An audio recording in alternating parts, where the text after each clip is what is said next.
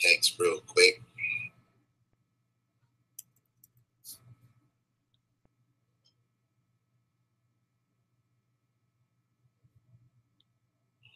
You know what I'm saying? Let me take a look at y'all. It's all over the place. It's early in the morning. I've been away too long. I'm sure the haters gonna show up in a minute. So we're gonna see.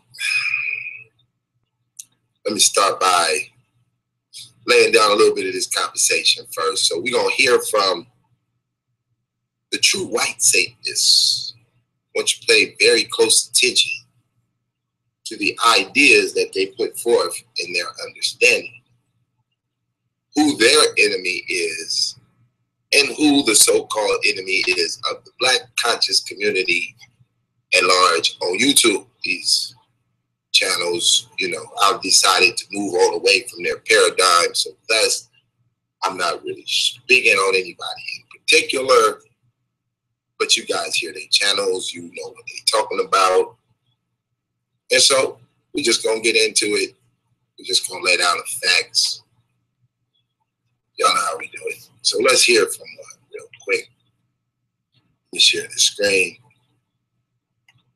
Satanic Bible. This person contacted me telling me that the Satanic Bible is better than the real Bible. But that doesn't say a lot, considering a lot of us think Harry Potter is better than the Bible, considering more of us go to see the movies Harry Potter than the movies based on the actual Bible. And you know Harry Potter is honest about being fiction. But before we check out the Satanic Bible, let's check out the comments on my video called Why I Love Lucifer. 19,000 likes, 3,000 dislikes. I don't know, I've seen Christians have a worse ratio. This person says, worship who you want, people. I didn't think we're going to start off with a non-shitty comment, but awesome. This person says, heaven sounds too good to be true. Wait, what part of heaven sounds too good to be true? God kicked Lucifer out of heaven and plans to burn him alive because of the disagreements they had. So what happens if you go to heaven and disagree with God? Or does he strip you of your free will once you're there? Someone says I look like Lucifer in a good way. Unfortunately, I'm not Lucifer, because if I was, I would use my fairy dust to make my acne disappear. Person says God still loves you, bro, no matter how dumb your statements are towards him. Yeah, allegedly he still loves Lucifer too, but he plans to burn him alive. What about all his children he committed mass genocide against during the whole Noah's Ark thing? Yeah, that's love. I'll go ahead and pass. I don't want God to love me. Clearly his love can equate to me being drowned with most of the rest of the human species. In the actual Bible, it tells you to love your enemies. And in the Satanic Bible, it said, why should I not hate my enemies? If I love them, does that not put me at their mercy? But to counter that point, obviously God doesn't know what love is, because he has repeatedly killed the people that he says he loves. So, you know, he's a little bit psycho. Side note, can you believe people actually think this shit happened? How fucking stupid do you have to be to think all the animals were packed onto one boat and the whole world was just magically flooded? Like, come on, dude. God was doing miracles on a regular basis back then, but not now. How come Noah gets the benefit of eternal life thanks to him literally seeing the miracles happen before him, and the rest of us just have to go in the fucking dark? Like, if I was getting visions from God, then I would fucking believe in him, but I'm not getting the visions like Noah, so Noah gets eternal life because he had actual proof that God existed. The fuck is this? Satanic Bible saying Satan has been the best friend of the church and has kept it in business for all these years. I mean, what would a Superman movie be without a villain, right? Just a really long porno of Superman fucking bitches? I'd watch that. Side note, when are we as a society going to let go of our sexual restrictions, a lot of it inspired by religion, and actually make a blockbuster sex film? Can you imagine Superman in 3D, 4K, grabbing Lois, ripping off her clothes, flying her up in the air, grabbing her by the leg, and just fucking the shit out of her? That would be amazing. And yet we don't let shit like that happen because we as a society are so sexually conservative. The Satanic Bible has a funny as fuck quote. They're basically saying good and bad. A lot of it depends on who you ask. They use an example of missionaries talking to Eskimos about how horrible hell is because there's fire everywhere. And the Eskimos were like, hey, how do we get there?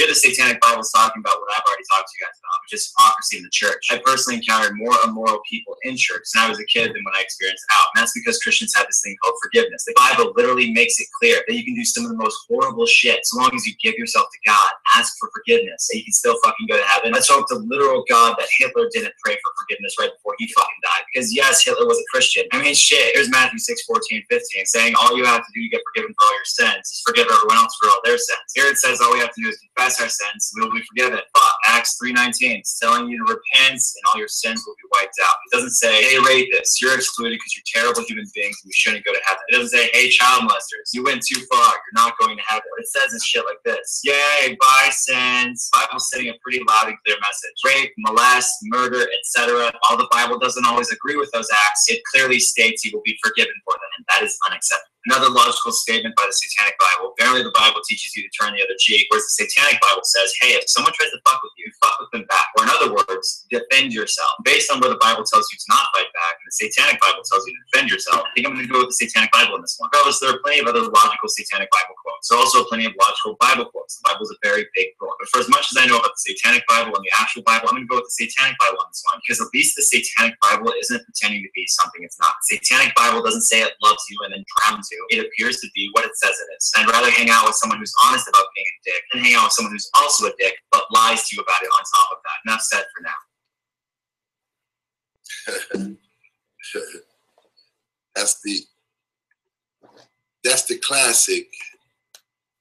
That's a classic commentary by any one of these comedics in the conscious community.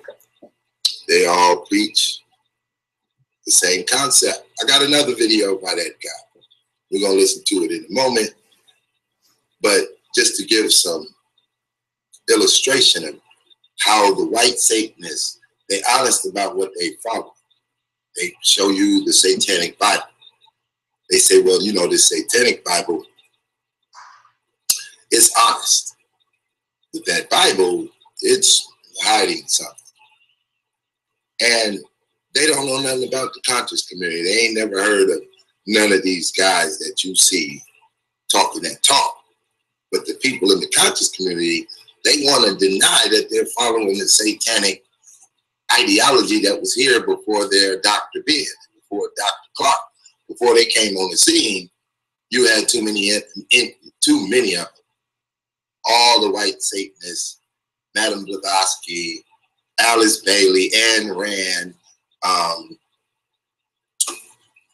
Aleister Crowley, L. Ron Hubbard, on and on. There was a group of wizards and warlocks and wizards and thus the like, following a particular doctrine. We need a little more content though. So I have another video by the same cat, right? So he's just like the rest of the conscious community. He didn't always believe. I mean, at one time he believed in the Bible, and then he switched his game up. Once he switched his game up, he no longer believed, right? So we're going to get into it a little more, drop a little more content. Then we're going to make a comparison about what he talking about and what the black comedics in the conscious community talk about when they share their dishatred for the Bible. This is easy, lightweight work, right? This is lightweight work. I haven't made videos in the past revolving around my lack of belief in God, but here's one, and here's one, and here's another one. The list goes on and on. Regardless, let's blow this question out of the water. This person says that when they're asked why they don't believe in God, they normally respond there's too many reasons to choose one, but they're likely talking about reasons like the fact that over 300,000 women are raped every year, 56 billion animals are slaughtered every year, and about 55.3 million people die every year. The third leading cause of death, hospitals. What the fuck? Is there a God? Do you go to the hospital to get better or to get worse? Because apparently the hospital isn't quite as effective as we'd like it. I mean, come on. Maybe next time you encounter a surgeon, don't put quite so much faith in them. Being one of the leading cause of deaths in the world takes a lot of fucking up. A lot of people don't believe in God because when they need him, or I guess her, fuck, she'd be sexy. When they need God, God is not there. And for instance, I went to church most of my childhood. And when we had group prayer, I remember more prayers going unanswered than prayers going answered. Especially coincidentally when someone would be praying about someone who was actively in the hospital. Here's some logic for you folks. If God didn't want you to get hurt, why would he let you get hurt? Are you implying that he's incompetent and needs to be reminded to do his job? Is that why you pray? Dear Jesus, you're fucking up. Please correct this. I mean, come on. A lot of people use the Bible as justification for their hatred, which is weird because the Bible also preaches love. So it's kind of like a big book of contradictions, just more reasons why I don't believe in the Christian God. Some people don't believe in God due to what's happened to a lot of black people in the United States. This is kind of ironic because apparently being a black person without religion is less common than being a white person without religion. And yet, where is God during all these shootings? You could say, oh, that's free will. But if free will means God just sits by and does nothing, and what the fuck is the point of worshiping God? I'll just wait till I'm about to die and then say, oh my God, I'm so religious right now, and save myself from wasting all that time in church. Seriously, one day someone might say I have heart disease or cancer or whatever, and I'll likely be like, okay, I love God now because I have nothing to lose. Please, God, take me into your holy gates. Blah, blah, blah, whatever I need to say. Maybe there's a chance there's actually a heaven. All you suckers going to church not realizing that all you really have to do is give yourself to God, and for the most part, he'll just take you in. So what's the rush? 1 John 1:9. If we confess our sins, he is faithful and just, and will forgive us of our sins and purify us from all unrighteousness. I mean, you understand that I'm 100% right? All I literally have to do is say, dear God, please forgive me for procrastinating all this time. Please also forgive me for ever saying I was agnostic and not Christian. It's called cheating your way to heaven. God forgives all sins, so I win. This person doesn't believe in God because their outlet shorted out. I'm actually pretty sure man invented outlets, not God. But you know what God did technically invent? Pedophiles. Because believe it or not, people don't necessarily choose to be attracted to children. Just like people don't choose to have foot fetishes or choose to be chubby chasers, humans are just naturally attracted to what they're attracted to. Hence why when I'm in the bedroom, I tend to have a dominance fetish. It's super hot and you can't convince me of otherwise. So my point is, God invented pedophiles. Apparently the majority of pedophiles, if not all of them, didn't choose to be attracted to children. And you know, that kind of makes it God's fault. There's also deformed people, and sometimes those deformities cause death. In fact, statistically, I'm pretty sure God is the #1 cause behind all abortions in the world. I mean, have you ever heard of a miscarriage? Nearly 15 to 20% of all pregnancies end in miscarriage. Sounds like God is pro-choice. He doesn't leave that choice up to the pregnant women, does he? No, he just lets other people's children die because God is a fucking dick. This person's pointing out that prayer doesn't work, and that's why they don't believe in God. Apparently, there's been multiple studies showing that prayer is actually extremely ineffective. They say prayer is the most frequently used form of alternative medicine. That makes me think of a comedian who once said, you know what they call alternative medicine that works? Medicine. Oh yes, there he is. Mind you, it might not work as often as we like, because remember, hospitals be killing the shit out of people. We in America are all worried about firearms, car accidents, and suicide, but if you put all those together, those motherfucking doctors are the ones killing all the people. Maybe not so much put down your guns, but more so, hey doctors, put down your fucking scalpels. Because apparently doctors are 7.3 times more dangerous than somebody who owns a gun. Damn statistics, you scary. And another person saying God wasn't there when they needed him, or her. But no, probably one of the biggest reasons why I don't believe in God is because my former Christian pastor father was allegedly accused by multiple people I personally know of molesting them, his supposed targets, women and children. In fact, in my experience, I found more immoral people inside the churches than outside. I once went to private school for a single day, and just being there for a brief amount of time, I heard more swear words out at recess than I would normally hear at a public school for an entire month. But no, all those reasons and plenty more are why I personally don't believe in God. Mind you, apparently because I don't believe in God, I guess I don't qualify as agnostic, because I'm not a person who claims neither faith nor disbelief in God. Now looking at the definition of atheist, apparently I'm that. I mean, I believe in the possibility of God, but even more so, evolution just seems to contradict itself a whole lot less. So I guess I'm an agnostic, atheist, agnostic hybrid. Now, if I was to take this white dude, paint him black, put an unk on his ass, it'd be #1 in the conscious community. #1 in the conscious community. His rhetoric would fit perfectly with all the L's in the goddamn conscious community. So, let's get a little. Hold on. Be strong.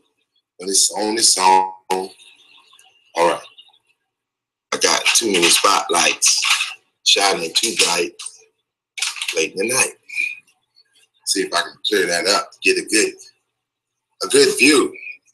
Now I might have to get up and clean off the lens. Yeah, okay. We're looking better. So, as you see, he has the very concept of the comedics in the conscious community. He has all the rhetoric. Yet, just by listening to this guy, he's not following the conscious community comedics to get his understanding. He's following the Satanic Bible. He has been offended by the church. I'm not talking about black churches either. He don't look like a white boy hanging out at a Baptist church. This guy's a white boy at a white church who has decided that the rhetoric and the things he sees going on in that church, he no longer wants to be a part of. He wants to step out and join the Satanic church. And there are many of them like him on the internet, in the white world, right? we can track their ideas right back to these satanic masters that came long before them and laid down all of that information. So let me pull up the guy kind of responsible. Satanic.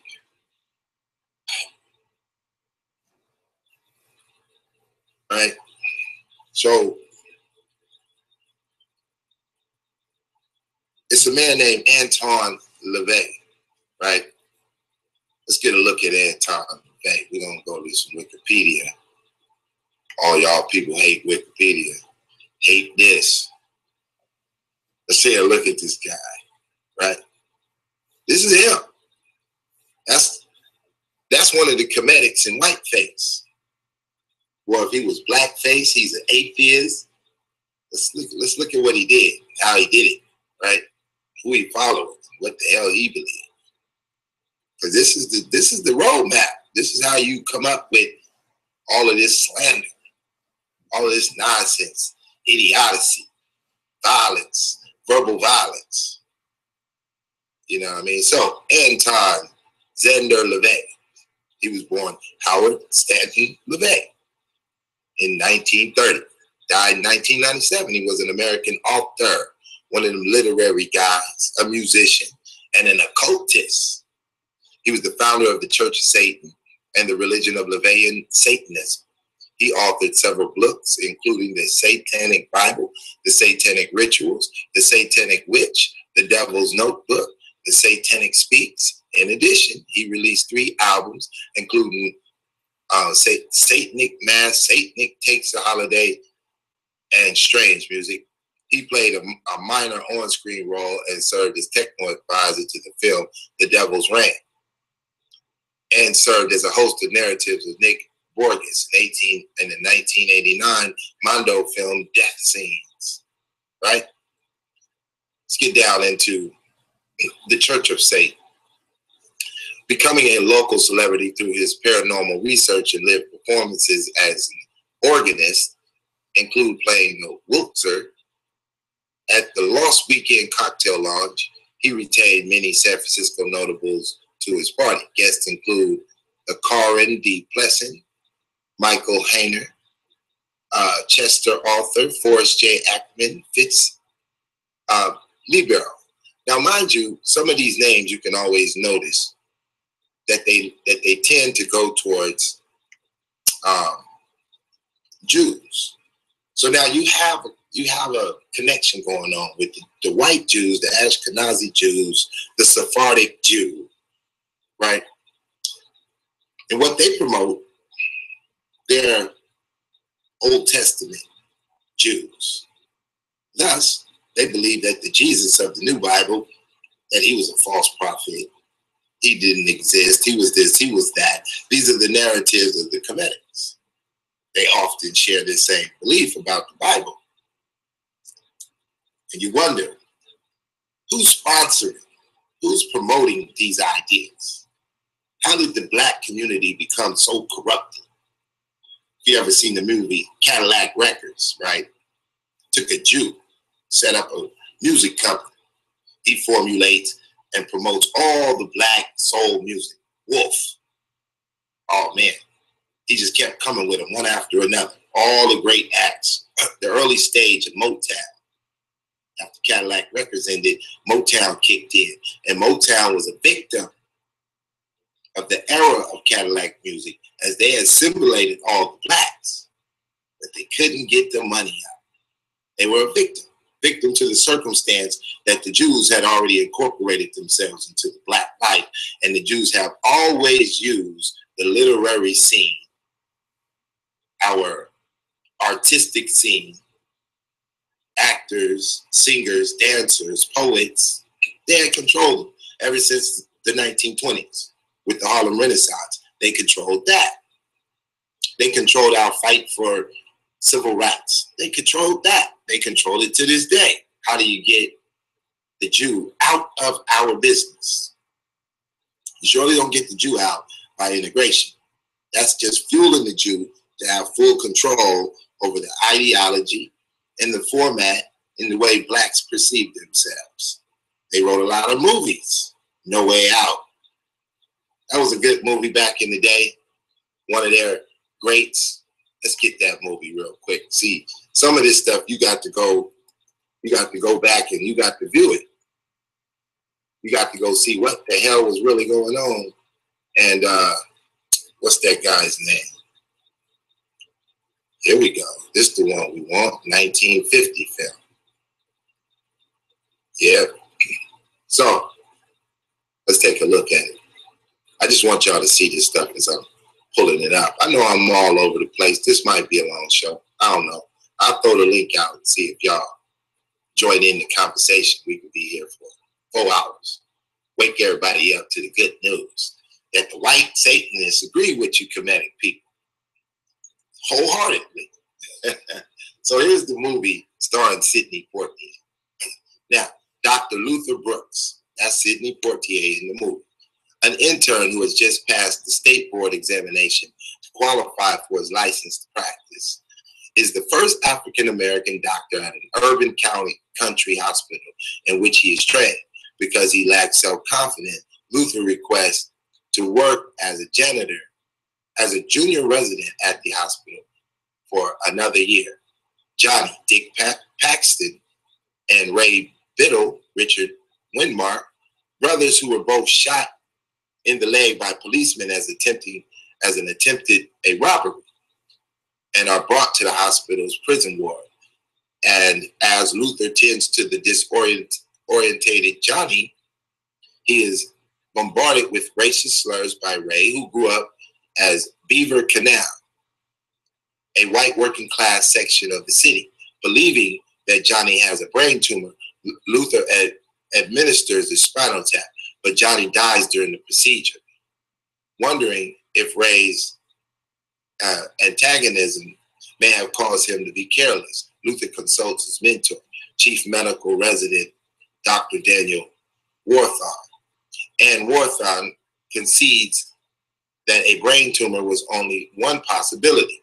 Feeling that he must prove his accuracy of his diagnosis, Luther requests an autopsy, but Warthon informs him that according to the state law, they cannot proceed without permission of the deceased family. When Ray refuses, he does not want his brother's body to be cut up. Wharton confers with the head of the hospital, Dr. Sam Moreland, Stanley Riggs, about requesting an autopsy. So in this particular movie, Sidney Poitier, this is his coming out role, he has no way out. He got no way out of this racist madness. So it's a 1950s movie. Guess who wrote it? Who wrote it was the Jews of Hollywood, the talented 10 of the Jews. They called themselves the Hollywood 10. They were socialist, communist, revolutionaries in Hollywood during the 40s, to which they got blackballed and went underground. They was writing all the famous movies without their names on the title. But being reinstated back into popularity in Hollywood films, they came back on the scene, and this time they had new ideas. The new ideas would be that the black community would get starring roles, but they are going to use them to propagate a particular message that will go through the 50s and the 60s and the 70s, into the 80s, into the 90s, into the 2000s. And we would have what you call exploitation of the black community and the degradation of our society through Hollywood films. And now this is the life of integration. And so we find ourselves confused. Let's see real quick. Let me read the chat. Cosmic says, elaborate on what Satan is or what it could be. Well, for that, Cosmics, you have to go buy yourself the Satan Bible, because we're taking the idea, of course, the Satan concept is spoken of in the Bible. In the Bible, Satan is a deceiver. Simple put, a deceiver. Now, when it says that he was an archangel, An angel in the Bible is a messenger, someone sent from God with the message. Now, at the time, they say that he went away from God, decided that he God. You know how they say, I'm God, what up, God? So Satan became God. Decided that he's not going to follow instruction. He's going to do what thou wilt. That's what Aleister Crowley wrote. See, when Aleister Crowley wrote the Bible, he wrote a book. It'd be called, well, he wrote a couple of books. But in this particular aspect, to do what thou wilt, that became the origins of Thelema, which the word Thelema simply means do what thou wilt. This is the idea of being God, that you have to take no instruction, that whatever you could conceive in your mind, whatever righteousness you make righteousness, you manifest that into the world. And by manifesting your own personal belief, your own personal righteousness, however you manifest it, what you manifest is your creation, your God. Now, all we can do is examine what you manifest and see the result of your manifestation.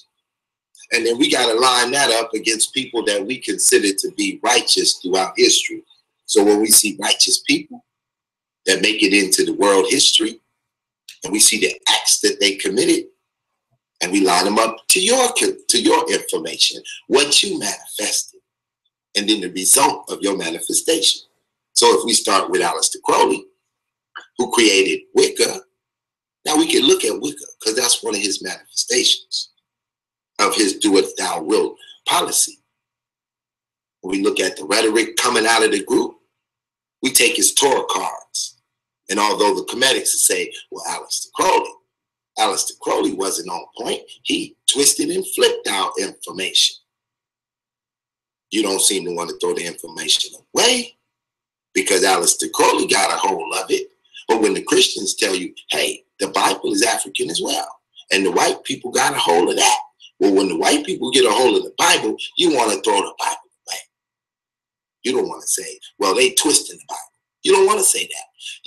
The white dude that I played earlier just said that the German Hitler was a Christian. That's a Satanist trick right there. That's a deceiver right there. It is obvious that it's impossible based on the standard of the Bible that Hitler could be a Christian. Hitler was killing Jews for the simple purpose of killing Jews for political reason. So how can you take his actions and identify him with what the book says? But that's how Satan works. That's how deceiver works. See, whenever you want to argue the point about who a deceiver is and what it is not, you're simply just fighting a spiritual warfare in your own mind. For these are simple definitions. It's not hard to understand what a Satan is. If you do any small research, Satan is God of himself. He is the first answer to becoming an anti-Most High, to becoming himself Most High. See, when you get taught by these Comedics about the kings and the pharaohs of ancient Egypt, they forget to mention that the pharaoh had so much power that he became God, a deity of himself. And once he becomes God, ruler over all. See, when the Bible says, ye are all gods, it is talking about those who were in power, who had the ability to make decisions over people's lives. This is what the word God means in the statement where it says, ye are all gods. It is not saying, ye are all creators of the heavens and the stars and the universe. It ain't saying that. It's saying, listen, you have power to judge over people. You are a decision maker. By being a decision maker, you are a God. And the Pharaoh was a decision maker over his kingdom. See, everyone in the kingdom of ancient Egypt were subject to the king. No one owned anything. Everything belonged to the Pharaoh. The Pharaoh could take your wife instantly for the night, drop her back off in the morning, tell you she wasn't worth a damn, give her back to you. What can you do? You gonna do something to the Pharaoh? I believe not. He'll have your head chopped off, served on a platter. You'll be the next victim sacrificed to his ancestors. Yeah, the Kemetics was famous for killing people to their ancestors. See, they started all these rituals. You can't blame the white folks because Greece and Rome were not yet in existence. They had not yet created all of these types of traditions. Now, let's take away from what the Pharaoh is doing versus the spiritual people of ancient Kemet. The spiritual people, they have no true power in the aspect of regulating laws that operate. So they have words of wisdom. They give you the 42 negative confessions that they wrote down. People say, well, those are plagiarized from the Bible. Okay. So now let's take it there. The 10 Commandments are plagiarized from the 42 negative confessions. This is what they say in the Kemetic world. The Kemetic world speaks just like the white Satanist world. I'm going to keep reminding you. They speak the same language. They're just in blackface. So it's accepted because it's in blackface. And the girls are sexy. They got curves. And they know all about natural healing. And they know all about cosmic energy. And they know all that flim, flam, flam, blam, thank you, ma'am, but can't get their goddamn self out of jail. That's a fact. The Kemetic world has no income. They have no economic power whatsoever. You can't call on them for a goddamn dime. They haven't put that together yet. They've only been in business since the 80s, right? So let's go back to ancient Kemet and let's show you how the conscious communities failed to.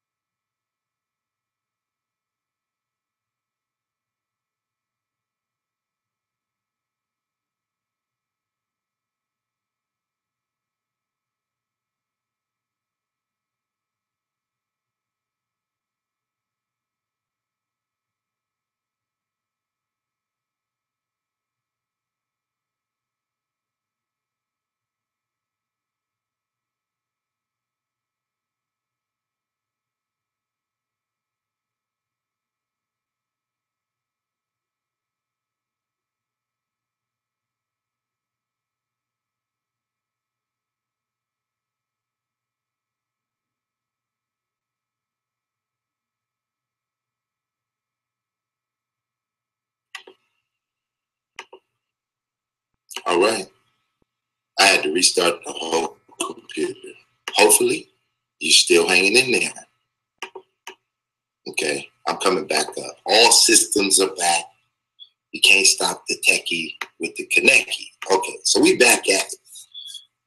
I'm trying to tell you what, it's rough being online these days. Well, they got all types of systems out there. But anyway, we're going to beat this into the ground because I'm listening to too many channels and they're trying to veer right back into the same damn path that they were on. But they don't want to talk about the truth. So back to this ancient Kemetic business, right? So when you follow the ancient Kemetic story, eventually you get to the 1st century BC.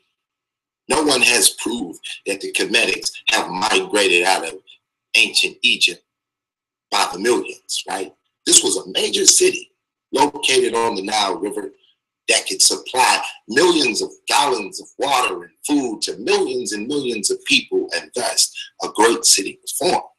Because without food and water, you can't put up millions of people in one city in ancient time. You see, technology allows us to do that today, like the city of Los Angeles. Water comes all the way from the Colorado River, all the way to Los Angeles. Thus, you can make cities all over the place these days. But back then, you had to be pretty nifty and jifty with your science and your technology, and you needed to be near some water. And thus, this city was born. So let's get to the last era of the ancient Kemetic world and the teachings that they taught.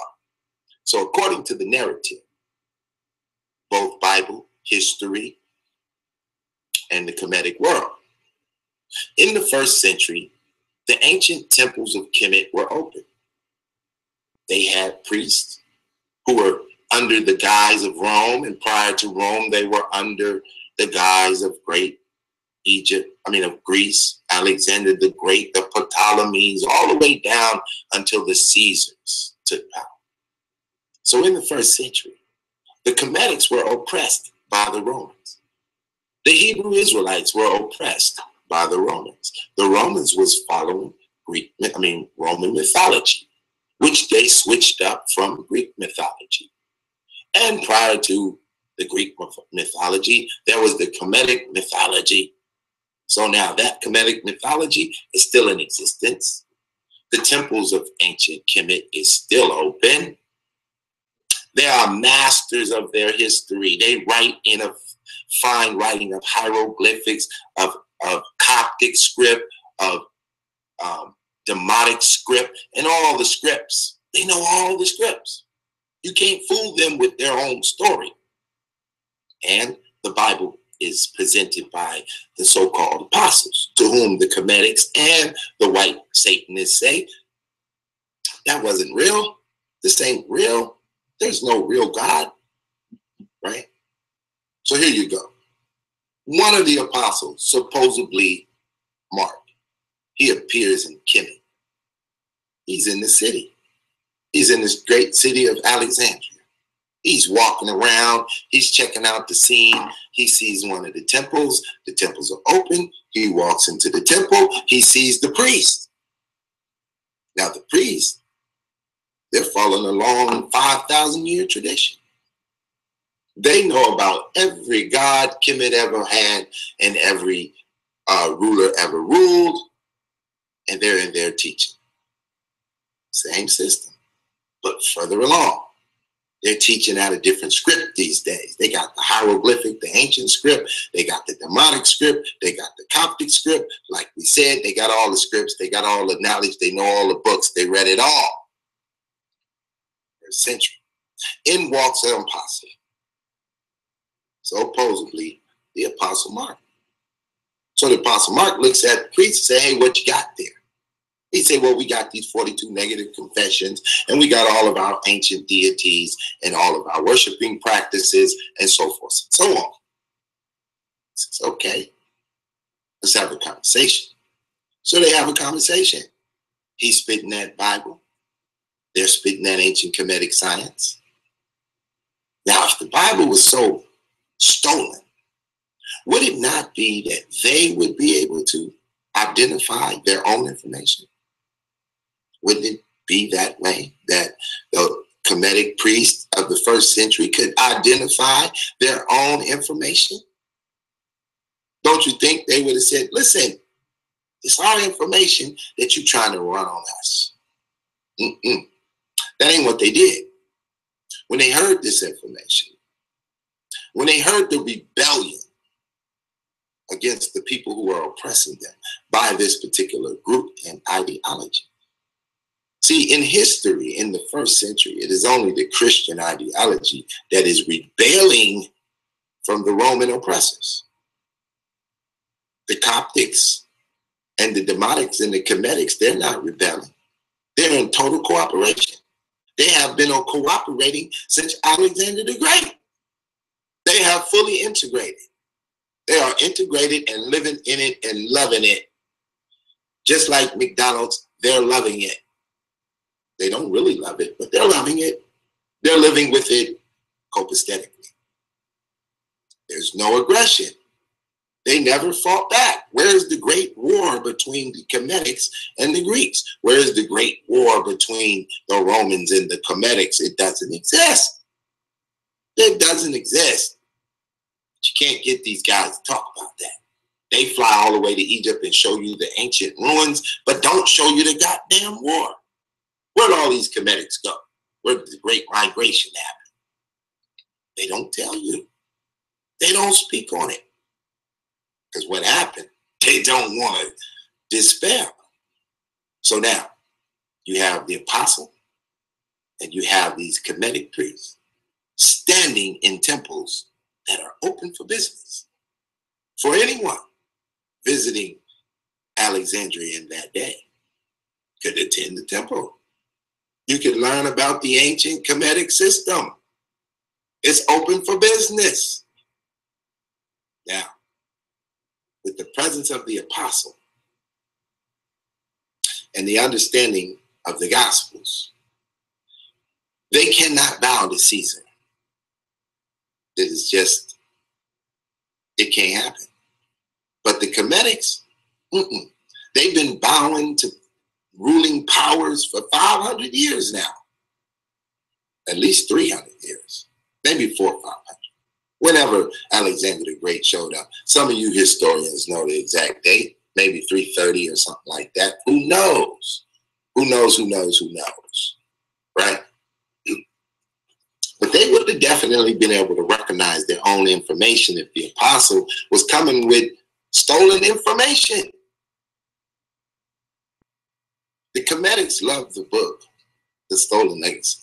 And it amazes me because when they talk about they love that book, I just say, well, damn, you must love it but never read it. Because this book is about the Greeks, the Romans, and the Kemetics, all having the same information,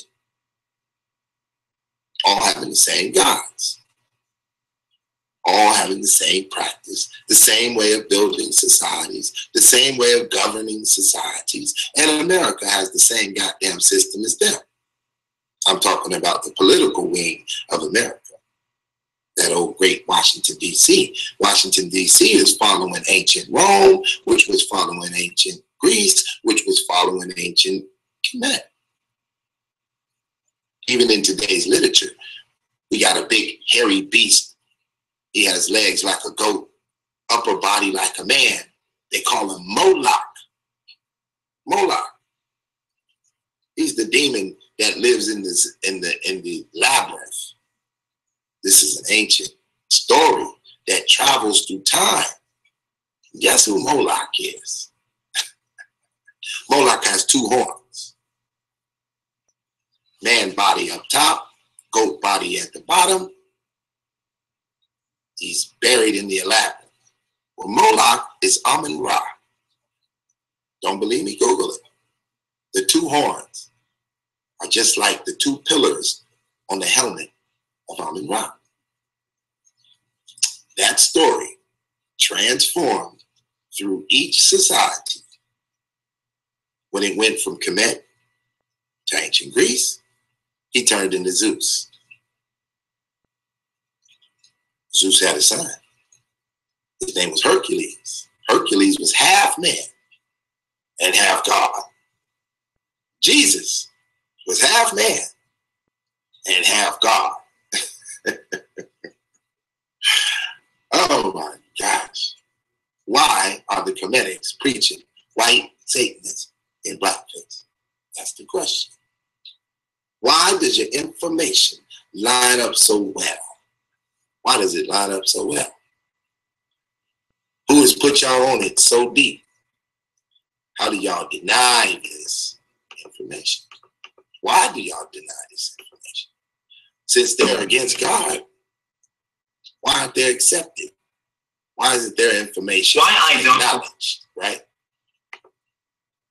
How come I'm just refreshing my pages since I had to go restart my computer? Everything is reset, right? So, because the Comedics, let's see, the two Babylons. I see a couple of y'all that I've seen in the other rooms. Y'all know I watch all the rooms, right? Y'all know I have a whole lot of people. They stay shooting me emails on God. I just sit there and laugh because I'm like, they don't know what's going on. They have yet to provide any answers of economic empowerment. They could only try to follow pitfalls. They can't prove anything. They're only wasting time debating Bible, debating these nonsense topics back and forth. Old punk ass dudes fighting and fighting and fighting. I'm pushing on. But pushing on don't mean I'm gonna drop this bomb. I'm just not focused on y'all. I'm just not here to talk about y'all. I'm gonna leave your names out of it. Y'all welcome to the page. It's early in the morning. I might let y'all get off in the room. Some of y'all show up in cloaked YouTube channels. Have a ball. Promote yourself. Tell them all about your channel so they can go over there and watch. So, as they try to fight against this book, they're not going to tell you the real history. They're not going to explain why the priest in the 1st century Kemet, Alexandria, Upper Kemet, why they didn't say that the Bible was plagiarized. They were masters of their own information. They would have known still how hieroglyphics was spoken. They would have known. They would be able to speak it. They were allowed to practice their traditions under the guise of Greece and under the guise of the Roman authority. They did not shut down their temples. They had temples similar, dedicated to all types of spiritual systems they were believing in. Right? The cross is not associated to the Bible. The Celtics had a religion, and the cross was associated to that. The cross goes all the way back to Kemet. The word cross appears in the Bible, but it doesn't have the reference of the cross. This right here, that ain't got nothing to do with the Bible. It was amalgamized later on when the white folks changed over to Christianity. They brought in their paganistic ideas. I heard a Hebrew Israelite tell me, oh, we don't celebrate Valentine. Is that so? Do you know who Valentine was? Do you know who he was fighting against? Do you know what he died for? Just because the white folks synthesize religions and bastardize the information doesn't exclude the history of the individual. He had never said, make a day named after me that you fall in love with your honey, sweet honey. So if you don't want to celebrate Valentine and the aspect of love and all of that, or just at least go do the history on who Valentine was. You're going to fall back on that Bible. You're going to find out a little bit more about that Bible. And you're going to hate it a little more, because that's what the Satanists love to do. They love to go against anything the book was trying to express. So they say, hey, man wrote the book. Is that right? Have you ever seen man write another? Do they got another one similar? No, they don't have another book similar to this Bible. They can't find one. They can't make one up today. They can't make a movie that great. The story is too complex. The time span of how long it took to write the Bible, the various things that had to occur, is too amazing. It's too hard to make it up. But if you're Kemetic, you probably got a copy of that stolen legacy. You probably got a copy of the book.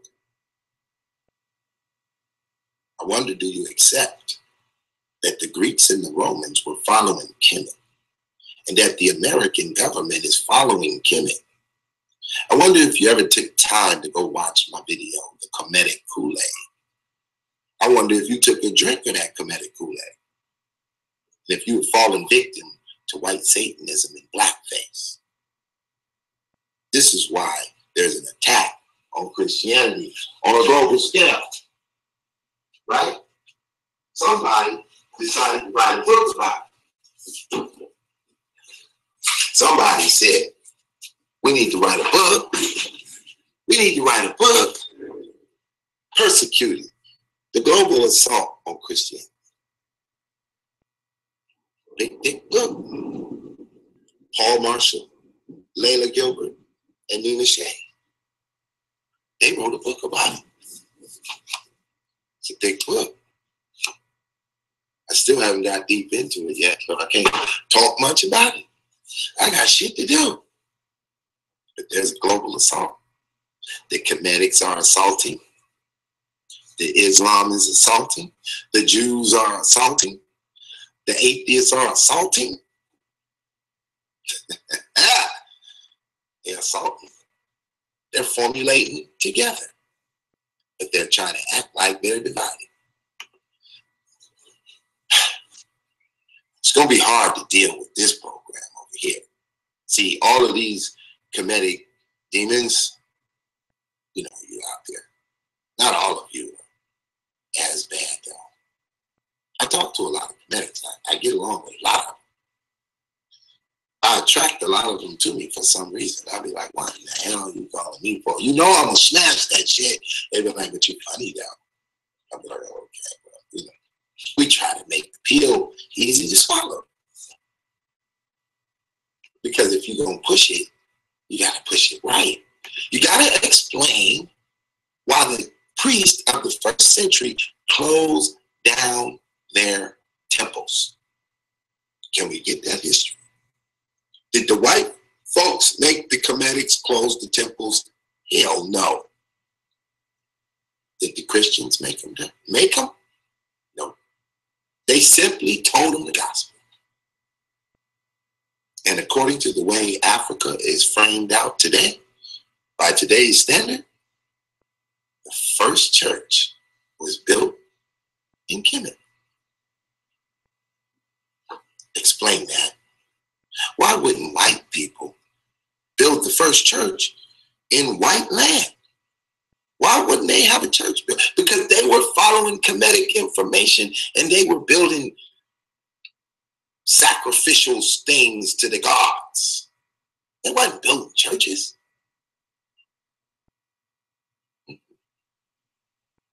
See, the Hebrews had, you can call it a church. They call it the temple. Same thing to a degree. In Jerusalem. But see, we can't say that Jerusalem is part of Africa politically. So we say that's the Middle East. So we won't count that. But according to the way it's written out today, The first church.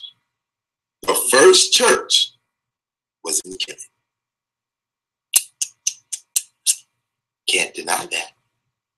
I wonder, was they praying to this mythological Jesus? And what the hell, why didn't the white folks build a church in white land in the first century? Because none of them was following Christianity. None of them. Maybe one or two in the community, it's just they understand the information. But white folks wasn't following that shit. That shit was destroying their country. Not Islam wasn't around. Islam ain't gonna be around for 700 years, so they don't even matter in the first century. Right? The Jews, they were against the Romans as well. The ones who didn't follow Christ, they were against Rome as well, because they had the same policy. We cannot bow to Caesar. Caesar was Lord of lords and God of gods and King of kings, and slapped the shit out of Kemet. Made him sit that ass down. So Kemet sat their ass down. They didn't bring out the Kemetic warlords. Where were they? The Kemetic priests were ineffective. All that ancient African spirituality got their shit stomped out. For hundreds of years, the gods of the E5 rivers were silent. Europe on silent. Where are your gods? Where are the gods of the ancient Kemetic systems when the Greeks showed up? They sat their ass down. They sat their ass down. They had no spit, no grit for the shit they done with. It was done. White folks smashing all on your shit. Where are you, ancient Kemetic spiritual systems? They're not working. So, because the white folks didn't have enough white folks to shut every goddamn thing down, they integrated you. And Kemet was integrated into Greece, into Babylon before that, the Medes and the Persians before that, but they was fighting back a little bit. But by the time Alexander the Great got there, smacko, smacko, and wacko is wacko, and boy, the ancient Kemetic system sat that ass down. Then the Ptolemies show up. They say, look, let's get a Serapis. One of these Kemetic idiots tried to make Serapis some sort of Jesus model. Serapis was a Greek, a Greco, and an Egyptian blend. Synthesis, a synthesizing of understandings in order to please the populace. Israelites. Some of them were weaned off their understanding. They were lost. They were just walking around believing whatever, just because they don't know what the real is no more. And then there was the Hebrew Israelites still over there in Jerusalem, still intact with their history, still speaking that Hebrew spit. This is first century now. This is first century. Do not try to deny that these languages and people did not exist, that these cities did not exist. They had names for the city of Jerusalem. It was the city of God. Change.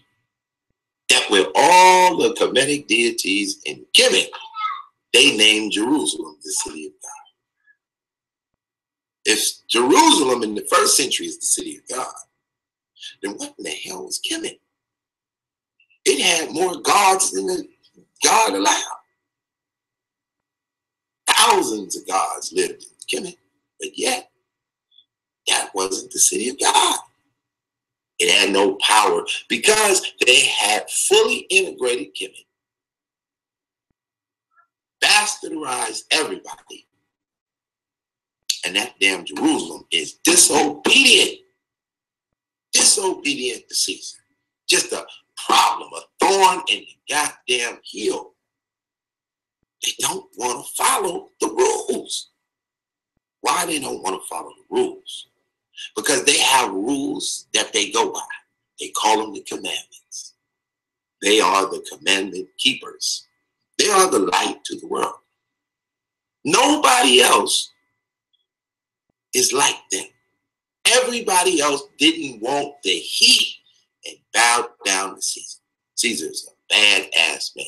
Let's go on to show you how bad Caesar was to your ancient African spirituality, the way he kicked that ass. And just shut that shit down. You didn't want to hear it. You don't want to hear about E5 God. He smacked the shit out of your E5 God.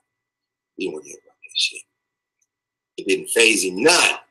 He just trucked over that shit and threw your ass in a comedic jail. Made you pay taxes.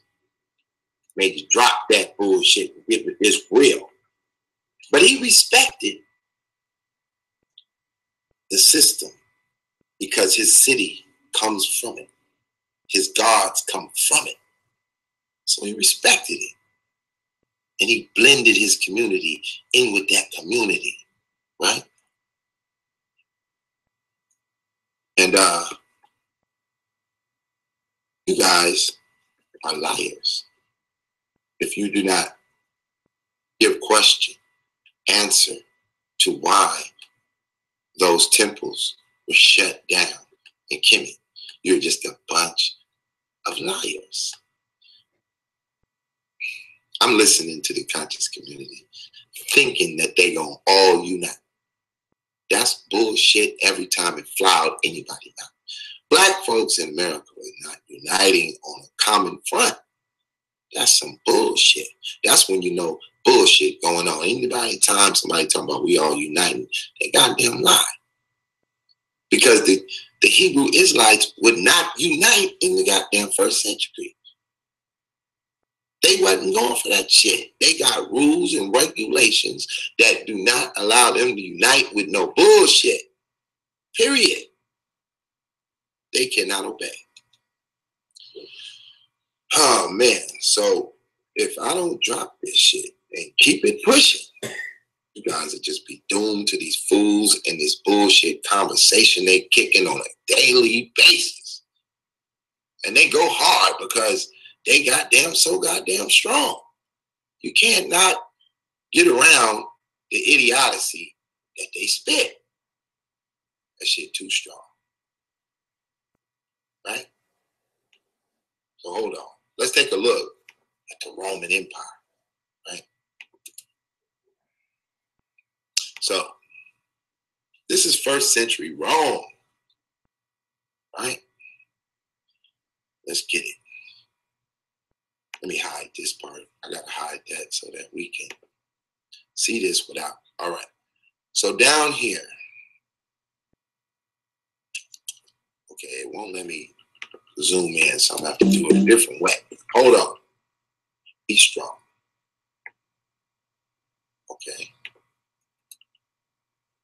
Ah, crap. Okay, I can't do the zoom in. Well, I'll just speak. You guys could see it. So down at the bottom of the screen, it says Egyptus. That's Egypt. Right across the road, right across the street, Judea. That's where the Jews are from. Judea. It's not that far apart. It's not that far apart at all. Now, everywhere you see it kind of colored, a little darker colored than the yellow that's surrounding, this is the territory that the Emperor of Rome was controlling. Everything touching that Mediterranean Ocean. They controlled it. Asia, Galatia, Cappadocia, they controlled it. And this is the names of it at that time. Now, way down in Africa, as you see, they had no control. They didn't know what was really going on in Ethiopia. They didn't know what was really popping in Nubia. Damn sure didn't know nothing about South Africa. It was too deep. Didn't know anything about the Sahara Desert, what was going on down there. Their understanding was this area right here. So, Egypt, having such a powerful legacy, was one of the greatest captures that they did. So that's why a lot of history is taking place in that city, because that city was like capturing New York, having New York under your control. So in this city, the Romans, having nothing to do with Christianity other than hunt their ass down, because they're the only people fighting white folks. And you can best believe they did not look like the Ashkenazi Jew or the other Jew with the tanner skin. They did not exist in the first century looking like that. I don't know who they are. They can claim what they want, but they was not in this story in the first century, I guarantee you. Because of that, somebody was fighting them Romans. Somebody made them Comedics close down them temples and build these churches. And they want to tell you that Christianity was stolen from Kemet. If that was true, the priest of the first century would have known that better than any of these slave mentalities running around here today, pumping them lies, operating in disguise. They are Satanists in blackface. And that's just what it is. It's just what it is. If it wasn't so, I'll play you some more white folks Satanists and let you hear what the heck they got to say. They saying the same shit. So if they saying the same shit, but they not studying the conscious community, how in the hell do they know the same shit? Somebody tell me. Because I don't understand. Y'all making up lies for them. Y'all just want it to be so bad. Y'all want it to be too bad. Right? You want to believe these cats so bad that you can't even understand what's going on. You want it too bad.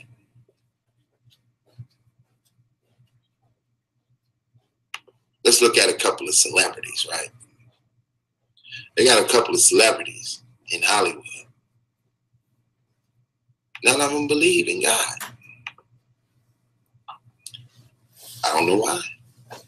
Maybe it's because they're in Hollywood, and Hollywood love to tell you lies. Let's take a quick look. Find out. A couple of these white dudes. Watch how they all atheists. They got the same flow. This shit is hilarious. You're going to be surprised at the black guy. Reasons, and religion is no exception. Then there are those celebs who have very little religion, as we know it, and even less belief in God. And that's not perhaps a good or bad thing, but wait until you see who is listed here. It might even surprise you. With this being said, here are 5 celebrities who don't believe in God. Let's begin. Number 5, Daniel Radcliffe. Not just any old atheist. Daniel is passionate about separation of church and state. The Harry Potter star becomes militant when he sees religious belief dictating laws and is happy to openly anger the far right. It was just in front of the release of Harry Potter and the Half-Blood Prince that Daniel announced his atheism, which had American conservatives in an uproar. He also loves the fact that people think he's gay, as it allows him to go to the gay communities against those who oppose him. Number 4, Lance Armstrong. Lance had his fair share of trials in his life, and each time he has believed in science rather than any God. It was first at the age of 25 that he felt like God could not exist. This was just before he was to get a cancerous brain tumor removed. Later, Lance would also fight prostate cancer, and then famously be stripped of his 7 Tour de France titles for doping. According to Lance and many others, if God is up there, then why would he judge us based on some book and not our personal actions? Lance has made no secret to his atheism. Number 3, Jodie Foster. Here is another outspoken atheist. Jodie still seeks to spread acceptance of whatever religion and believes people choose to follow. I absolutely love religions and the rituals. Even though I don't believe in God, we celebrate pretty much every religion in our family with the kids. The Academy Award-winning actress has said, and most importantly, Jodie's kids will choose what they want to follow themselves. She said that she will not interfere with this. Could the acclaimed actress ever believe in God herself? Well, she states that maybe when he is scientifically proven. Number 2, Angelina Jolie. Neither religious nor a confirmed atheist, Jolie is the perfect example of someone who does good and spread kindness, even without a proclaimed system of belief or God. From her adopted children to constant charity work, Jolie can teach everyone a thing or two about spirituality. There doesn't need to be a God for me. There's something in people that's spiritual, that's godlike. The actress has stated, as for those who do believe in God, she hopes that for their sake, he does exist with all due respect. Number 1, Morgan Freeman. Morgan Freeman is certainly no stranger to God, as he has played the big guy in quite a few movies, so he definitely should heed his own opinion on the matter. Asked once if he believed in God, Freeman simply replied, "Has anybody ever seen hard evidence?" However, the famed actor does believe in God as an entity created by man, or more especially the human mind. He has stated that logic would dictate that those who believe in God actually believe in themselves. Therefore, God did not create us. We created him. And there you have 5 celebrities who don't believe in God. If you enjoyed the video, make sure you drop a like and share it. And if you haven't already, make sure you subscribe down below to get... Yeah, subscribe. So there you have it. More of Hollywood Magic. All the great movies. Hannibal, Harry Potter, all of the movies with Morgan Freeman. You have these pictures being put before you. Men of influence, women of influence, guiding you away from the Bible on their persecution of Christianity. A ridiculous fight. A ridiculous fight. So I dropped in, as y'all know, with the pre-Garvey series. Why I choose pre-Garvey. Pan-Africanism. They don't even talk about Pan-Africanism and don't know what they talking about. Pumping up another atheist, a lame in the community, acting like he can break down Pan-Africanism. Ain't gonna happen. You're never gonna understand it. I just sat and talked to a group of, they're about 32. They all went to school, studied Pan-Africanism. Told me that they had a socialist, the head of the class, that was the professor, teaching Pan-African history from a socialist. Damn it, a socialist trying to teach a nationalist view. Then I see another video of some crazy ass so-called revolutionary trying to tell the history of some shit. Don't understand the Panthers. They're a Panther and don't understand the Panthers. Don't understand the philosophy. Now I hear about some new shit where they want to bring together a coalition of different men with different values and different understanding and different logic. You can't maneuver in a room full of people with different logic. It's only going to create confusion. This is why the Kemetic shut down the temples. Now, if anybody knows of a Kemetic temple open today on the continent of Africa, tell me where to go. Tell me where to go find an ancient Kemetic system in operation in Africa in a well-built temple of today. Tell me where it exists. Where? I can tell you some prophecy out the Bible that you won't believe, that you'll say ain't true. that shit was going to get shut down forever, right?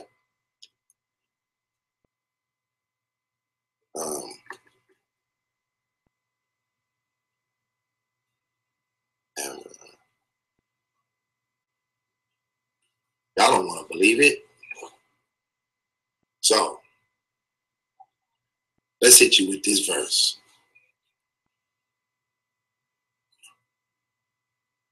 All right? Here we go. Let me pull it up first. Let's go back to sharing some screens. I'm going to hit you with a little Bible. It's early in the morning. Blessings for God's people, starting at 17. This is Joel chapter 3, starting at 17. It says, then you will know that I, the Lord your God, dwell in Zion, my holy hill. Jerusalem will be holy. Never again will foreigners invade her. In that day, the mountains will drip new wine, and the hills will flow new milk. All the ravines of Judah will run with water. A fountain will flow out of the Lord's house, and will waters of valleys associate. But Egypt will be desolate, Edom a desert. Now all of this is prophetic language. Prophetic language. The hills and the valleys are referring to the people of God. The water that flows from their mouth will be the waters of God. The word of God will flow.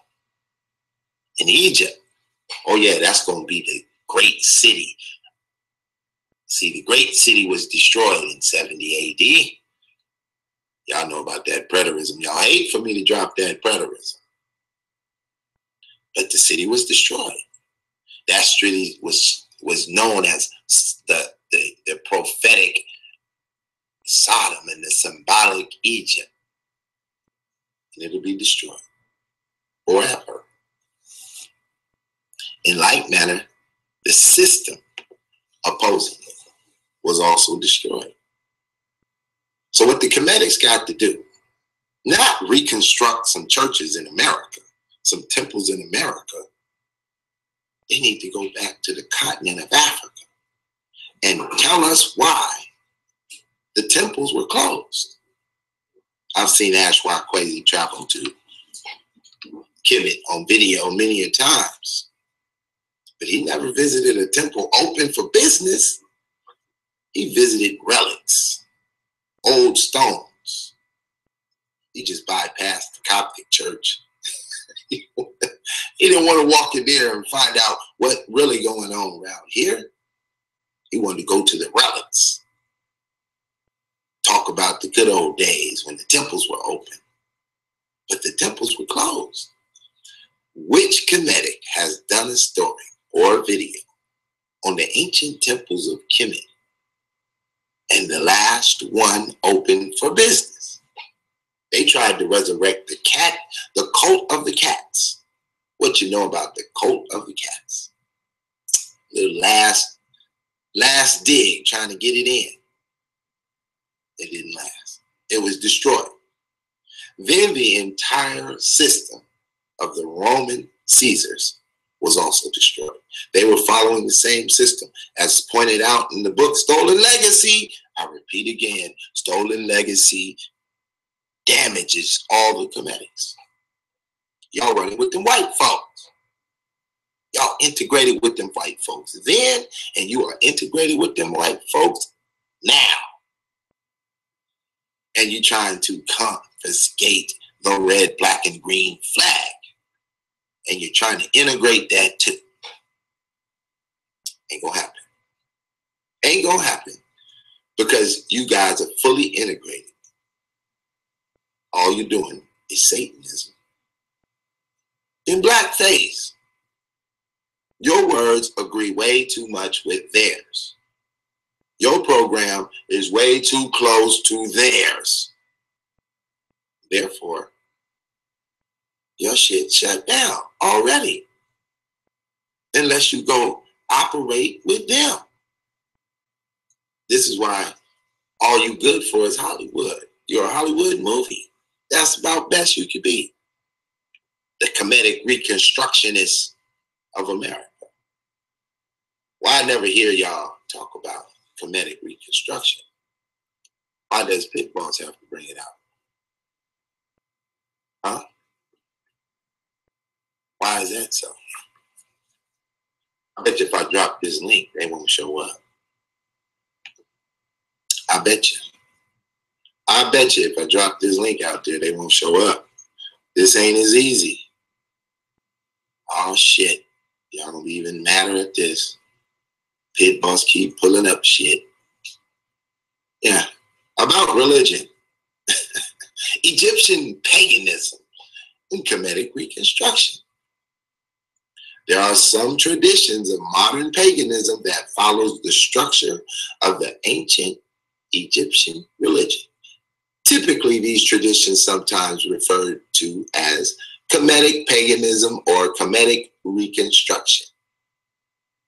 Follows a basic principle of Egyptian spirituality. There goes that double speak word.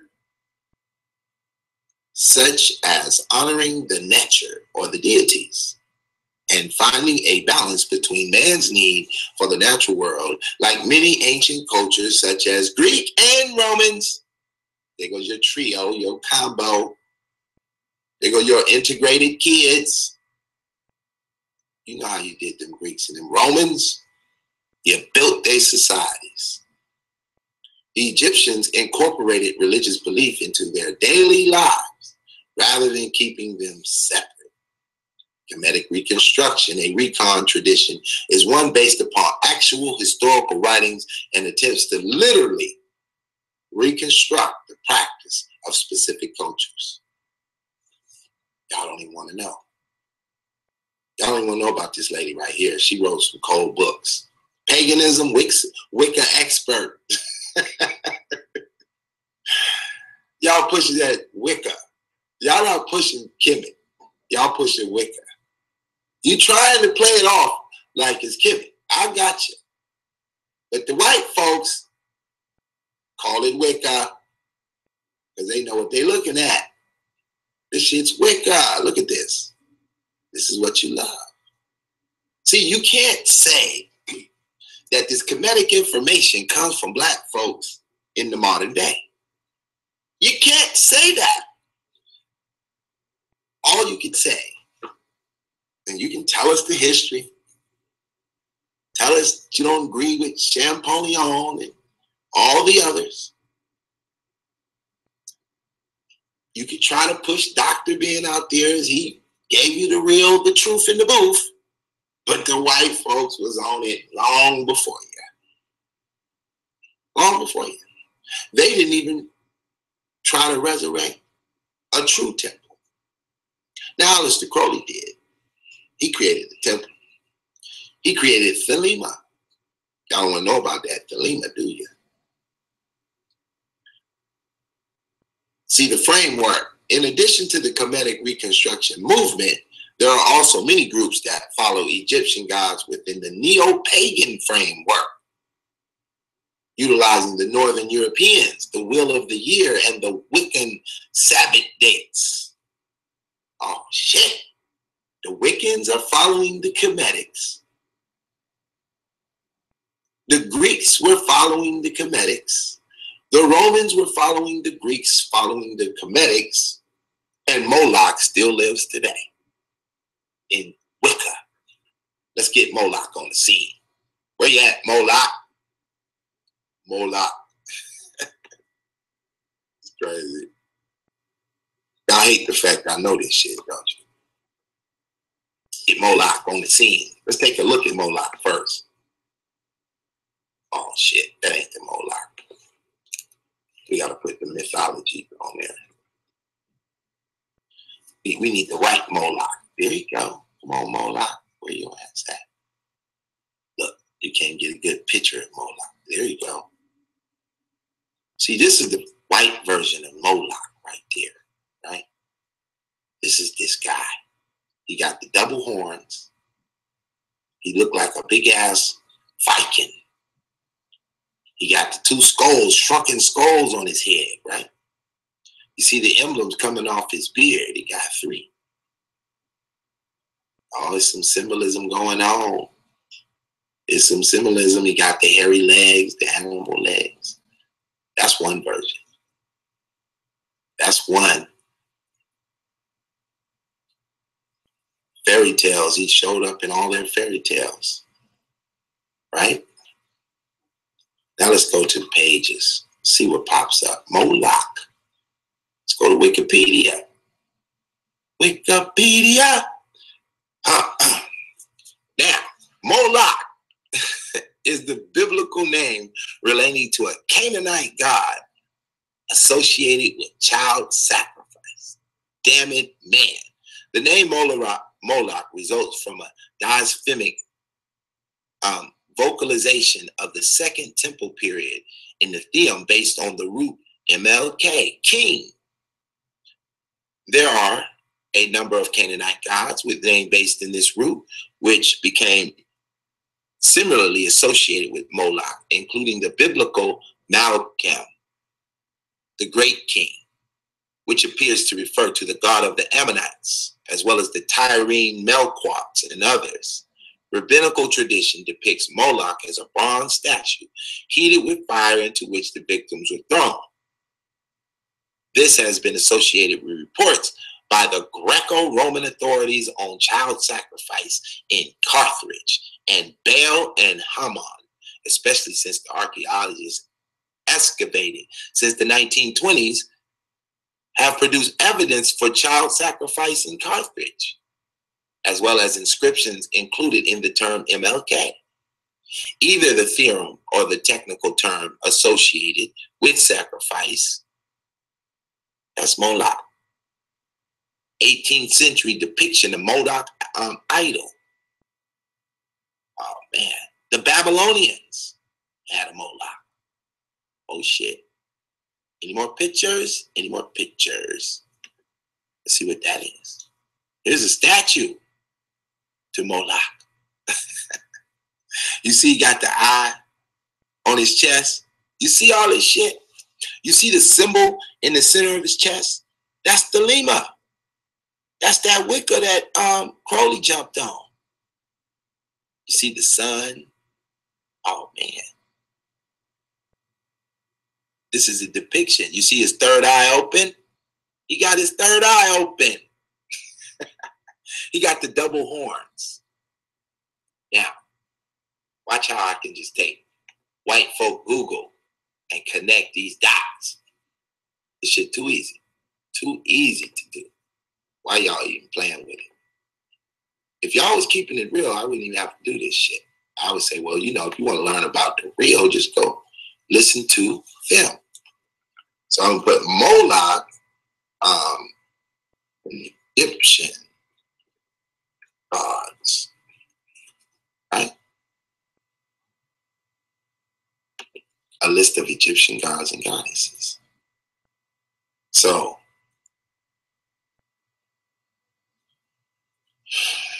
we're going to get it. Amun-Ra. I need Amun-Ra. Here we go. Amun, a man with a head of a ram, king of gods, the god of wind, combined with Sun Ra to become more powerful. Now, we're going to look up Amun. Hold on, let's go back. Amun. Okay. We're going to get some images. Okay. Now, let's take Moloch off here. See what happens. See what we get. All right. So now, I need a better picture. Give me a better picture. Okay. I'm trying to get the right one that blows up big. Let's take it. Oh shit.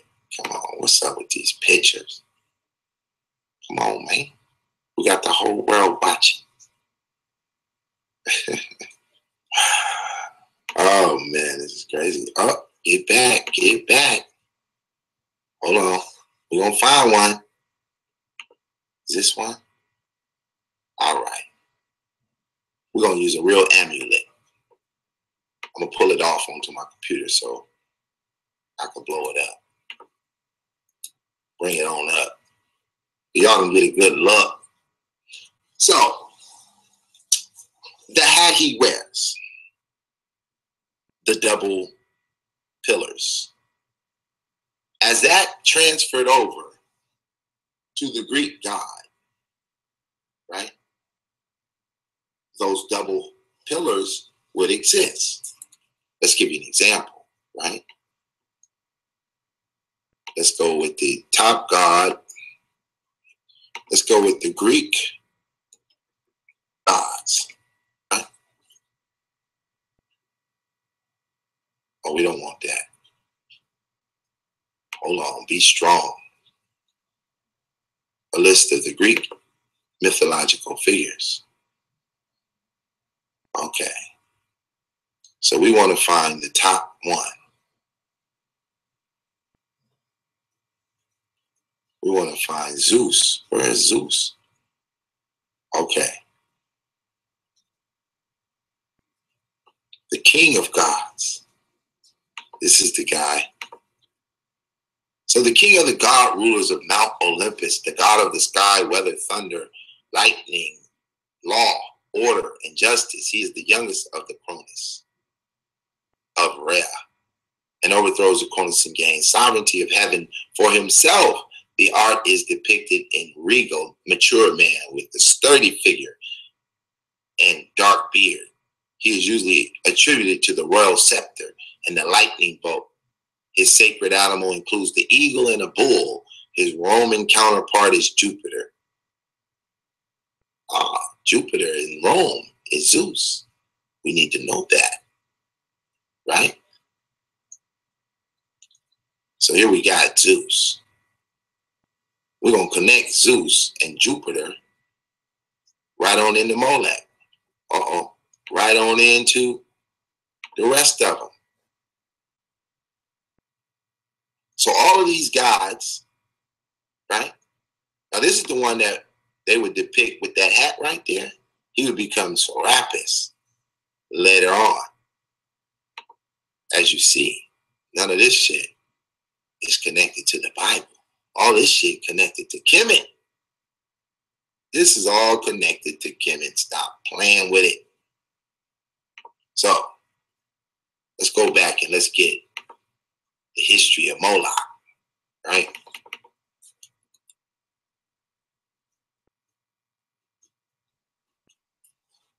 Gotta go back, get the history of Moloch on that ass, right? Moloch, ancient gods. As we know, he comes from a Canaanite deity, right? In the Hebrew Bibles, they present him as a foreign deity who was at times illegitimate, given a place in Israel's worship. Ooh. Moses was the law given to Moses by God expressly forbid that the Jews to do what was done in Egypt or in Canaan. They was operating the same thing, right? So now, that's why when you see Baal in the Bible, right? Who is Moloch? Let me see what they talking about here. This might not be super credible, but we're going to take a look. With many details of ancient history, the exact origins of Molech worship is unclear. The term Moloch is believed to have originated with the Phoenicians, MLK. The Phoenicians, those are the children of the Egyptians, which refer to a type of sacrifice made to confirm or acquit a vow. Malik is a Hebrew word for king.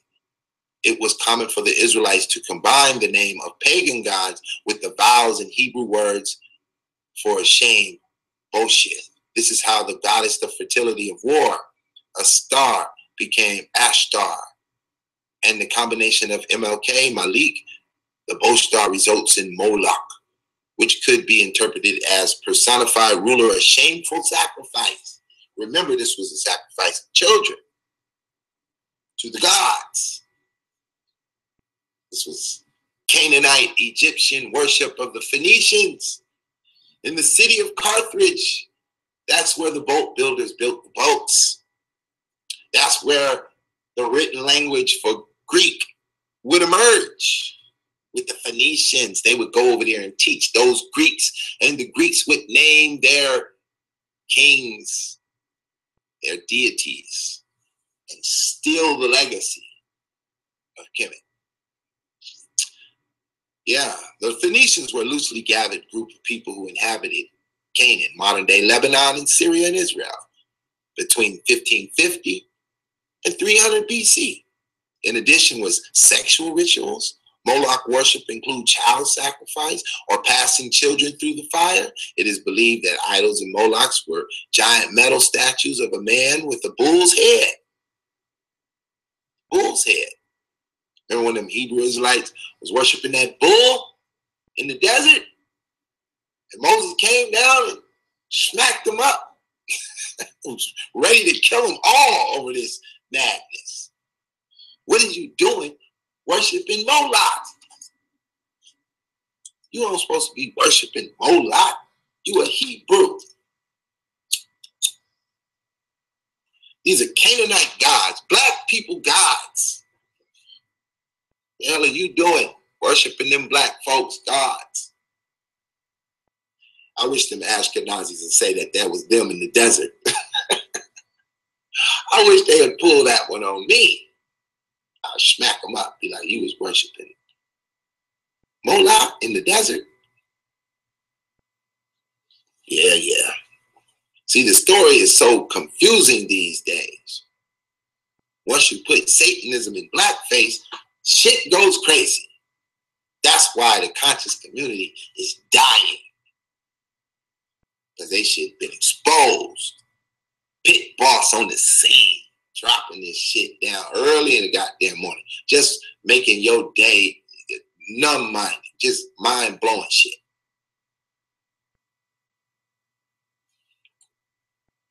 Y'all not ready.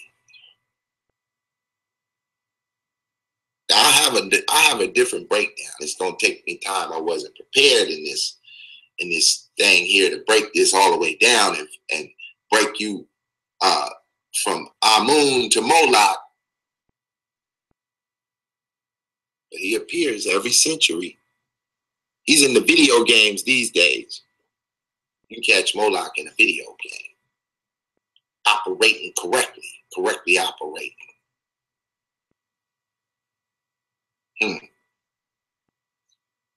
So now,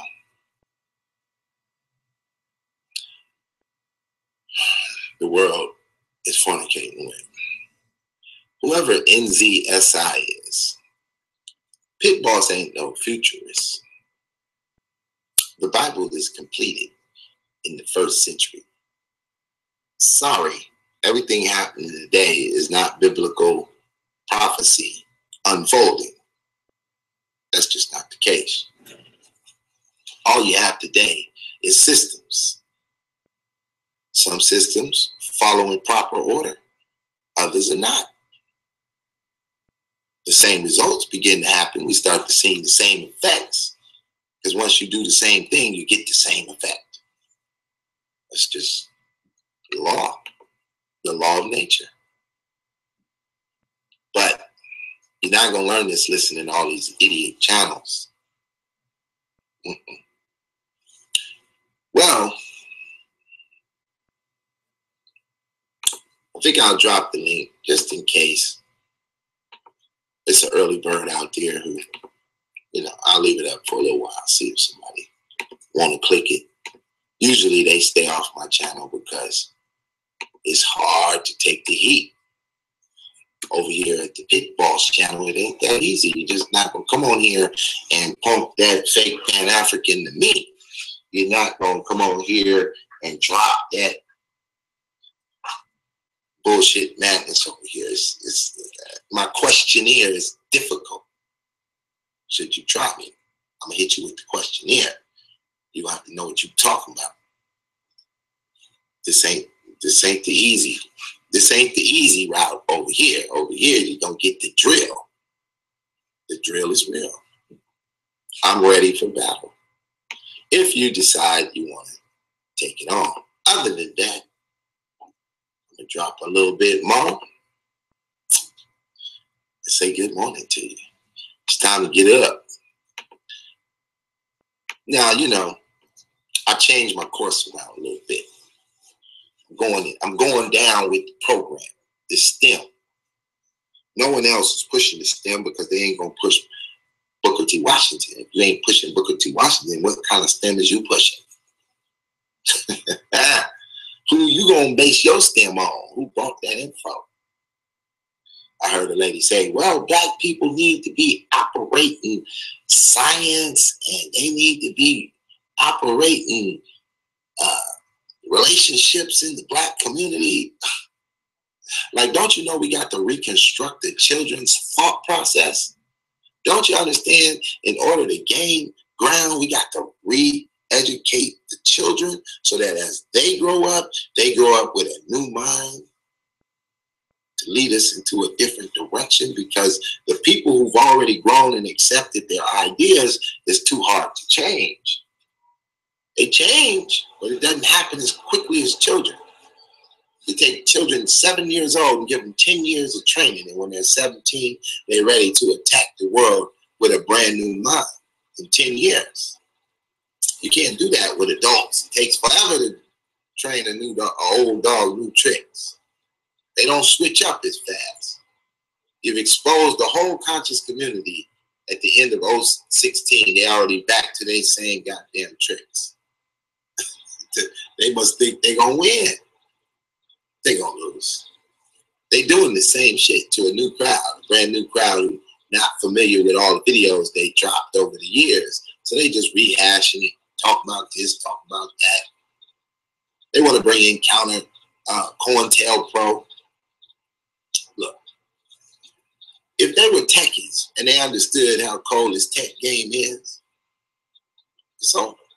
There's no privacy anymore. It don't matter what you think you're doing. Because when you're not thinking they watching, they watching. They all inside your equipment. You'll let them into your life through your cell phone. Everywhere you go, every step you take, they track it. Whether you accept it or not, this is what's going on. Every email you send, they know where you send it. Every phone call you make, they know where you make it to. They don't have to listen in. All they got to do is observe from where to where, how often, and when. And they got you. They know exactly what's going on. If you fit the protocol, they'll look in deeper. If not, they're not tripping on you. You ain't effective. You half-stepping. All of that trying to go up to Washington, D.C. and bounce against Trump is a waste of time. It's a waste of time.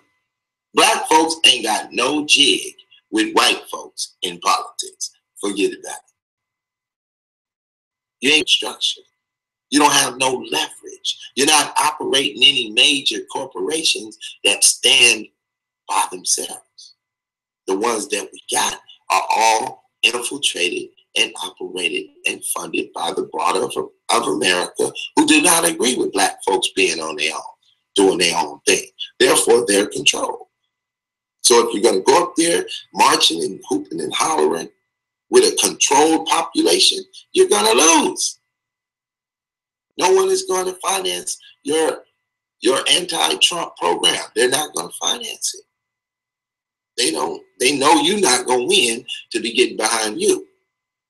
So what you need to do is re-educate the children. Take the children and turn them into the modern technology thinkers so that they can develop businesses and institutions that uplift the economics of black folks in America to the point that we create our own jobs, that we can give jobs to ourselves so that those that go to college can think about working for black folks and still making $300,000 a year. Or that they can go to a black science company or technology company with their ideas and make millions of dollars. And if they don't want to work with white folks, because white folks will give you that opportunity as long as you let them control every goddamn thing. They'll let you make millions. They'll call you Jay-Z or whoever, whatever name you want to go by. Jehovah. They'll let you rock that. They ain't tripping. They just want to control it all. So, all this hooping and hollering by these so-called nationalists, fronting and faking that you're going to make a statement.